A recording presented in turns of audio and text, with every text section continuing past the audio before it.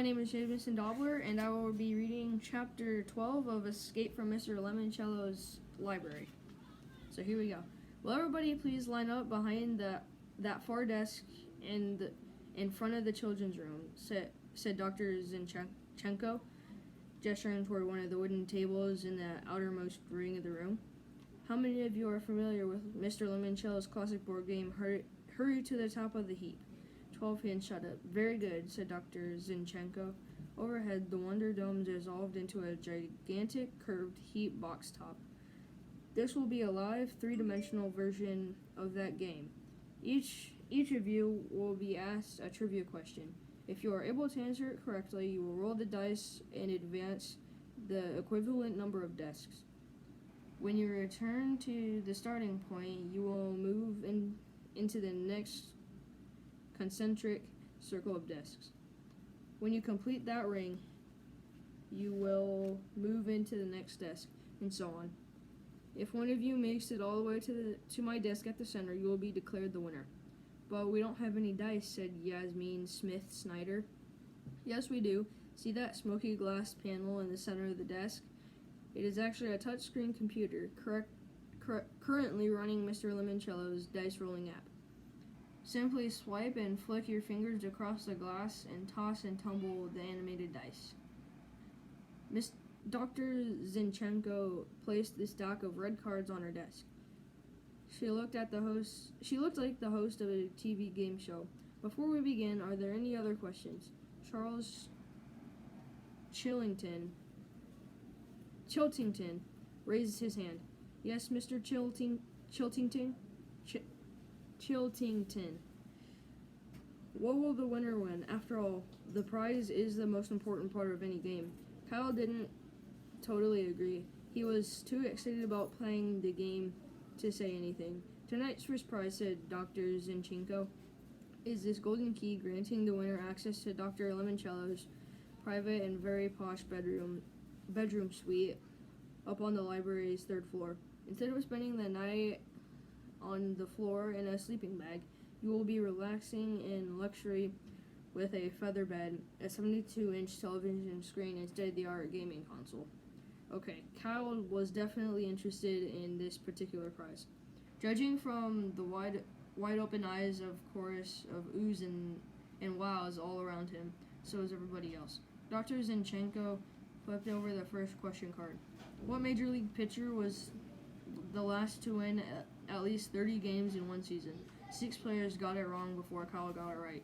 Denny McLain, correct. He swiped the glass panel, rolled a 10, and advanced 10 desks around the room.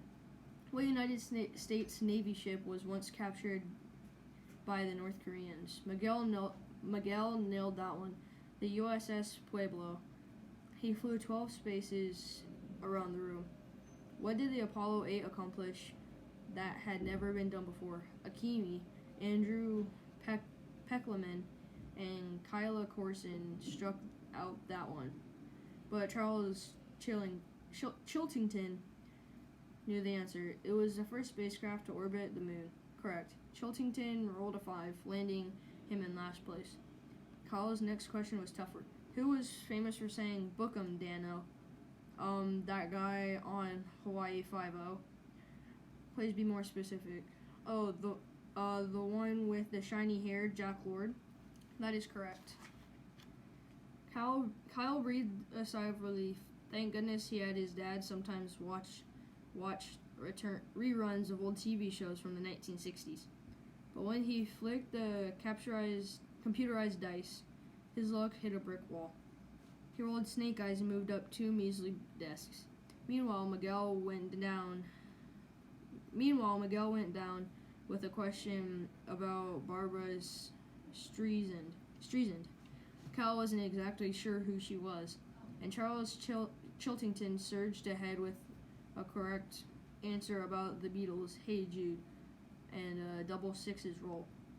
And the game went on. Kyle and Chiltington, the only players still standing, kept answering correctly and moving around the room until they were both seated at a desk.